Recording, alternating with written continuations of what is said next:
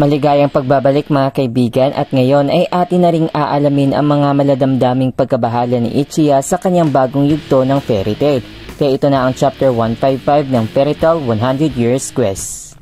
Ipinakilala nga dito uli si Ichiya na tinatawag na the Hunky Head ng Wizard Guild of the Blue Pegasus.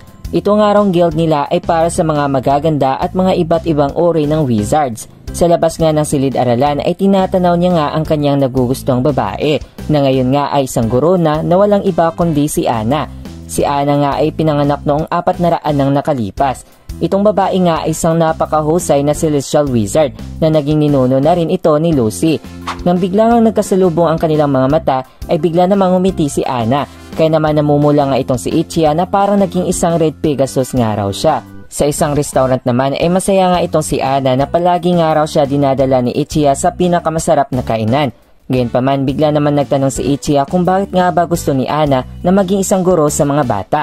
Sagot naman ng babae na gusto niya nga raw magturo, katulad na lang noon na siya nga rin mismo ang nagturo kina Natsu. Wika naman ni Ichiya na muntik niya na nga raw malimutan iyon dahil nga sa tagal nito. Hindi naman nababahala si Ichiya na nakikipag-date nga siya kay Ana, kahit na napakatanda ng araw nitong babae. Nang gusto nga sanang halikan ni Ichiya si Ana, pero pinatigil naman ito ng babae dahil kailangan nga raw na nasa maayos nga raw sila na sitwasyon. Mula nga sa kanyang guild ay abala nga itong si Ichiya sa kanyang pagligo at nilinis niya nga ng maayos ang kanyang buong katawan. Pagkatapos nga niyang maligo ay mahinahon naman niyang tinatanaw ang kalangitan na may kasamang alak. At isipan niya na dahil nga sa katagalan na ni Anang namumuhay, ay bigla niyang naitanong kung kinasal na nga raw ba itong babae. Patuloy pa niyang pag-iisip na hindi naman daw mahalaga iyon, subalit napakahalaga nga raw ng moralidad.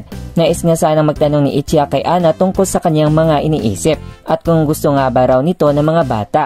Pagkalipas nga ng araw, habang magkasama nga sila ay parating isip nga ni Ichiya kung gusto nga ba ng bata si Ana. Gayunpaman bigla niya nga tinawag si Ana at humingi nga siya agad ng tawad sa kanyang itatanong sa babae. At hanggang sa tanong pa ni Ichiya kung gusto nga ba raw ni Ana na magkaroon nga siya ng anak sa kanya.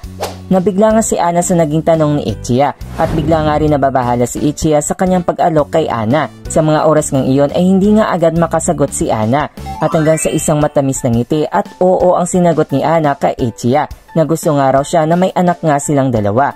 At maiyak-iyak at gilak naman ang nararamdaman ni Ichiya sa pagsang-ayon ni Ana. Mula nga sa Blue Pegasus Guild ay masayang binabati si Ichiya ng kanyang mga kasamahan. At humingi nga rin si Ichiya ng paumanhin kay Ersa dahil may minamahal na nga raw siya. Tanong naman ni Ginny na naitanong na nga ba raw ni Ichiya kay Ana ang mga gusto nitong malaman.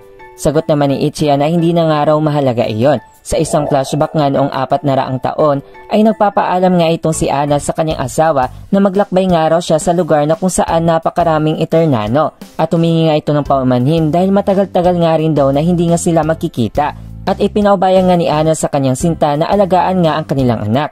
At pangako pa niya na hindi nga siya magmamahal ng iba hanggat nabubuhay pa siya. Subalit hindi naman sumang-ayon ang kanyang asawa na si Tatsuya.